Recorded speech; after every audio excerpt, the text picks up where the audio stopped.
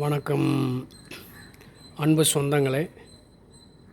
இங்கே பாருங்கள், இந்த கிரவுண்டு நேற்று ஒரு கிரவுண்டு போட்டோம் பார்த்தீங்களா. இது அப்படியே நடுவில் ஒரு வீடு, அதுக்கு பின்னாடி கிரவுண்டு.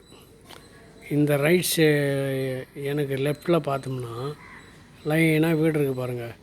அதெல்லாம் வீட்டுக்குள்ளே இருக்கிற ட்ரைனேஜ் வாட்ரு, அப்புறம் அது குளிக்கிற தண்ணி எல்லாமே இந்த கிரவுண்டுக்கு தான் வருது. இதில் பாருங்கள், வீட்டில் ஃப்ரிட்ஜுக்கு பின்னாடி தண்ணி இருந்தாவே கொசு வரும்னு சொல்லுவாங்க. ஆனால் இங்கே பாருங்கள், அந்த 1 2 3 4 5 6 வீட்டு தண்ணியும் இந்த பக்கத்து கிரவுண்டில் வருது. இப்போ நம்ம அங்கே தான் நின்றுன்னு இருக்கிறோம். இதில் பாருங்கள், எல்லா குப்பைகளும் இருக்கும், எல்லா தண்ணியும் இங்கே தான் வருது. அப்போ எப்படி கொசு வராமல் இருக்குது? இது கார்ப்பரேஷனுக்கும் சொல்லியாச்சு, இந்த ரோடு பெருக்கிறாங்களா அவங்களுக்கும் சொல்லியாச்சு. யாருமே கண்டுக்கிறது கிடையாது. இப்படி நோய் வசப்பட்டு பக்கத்தில் இருக்கிறோம், அங்கே இருக்கிறோம், இங்கே இருக்கிறோம், எல்லாமே சாக வேண்டிதான்.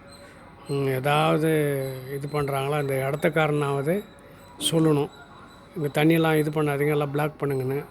அவங்க வீட்டில் இருக்கிற ட்ரைனேஜ் தண்ணி நம்ம வீட்டு இந்த கிரவுண்டில் எப்படி வருது பாருங்கள். அந்த அளவுக்கு கார்ப்பரேஷன் எப்படி அப்ரூவ்டு கொடுத்துருக்காங்க அதான் தெரியல பாரு. எல்லா வீட்டு ஓட்டை போட்டு இந்த பக்கத்தில் இருக்கிற கிரவுண்டில் தண்ணி விழுது. இங்கே பாருங்கள், அங்கே ஒரு மாடு கூட இருக்குது. அந்த மாதிரி மாடு படுத்துன்னு இருக்குது பார்த்தீங்களா. இந்த மாதிரி பாவம் வாயில்லாத ஜீவனுங்க இங்கே தான் தண்ணி குடிக்குதுங்க. என்ன இருக்குது பாருங்கள்.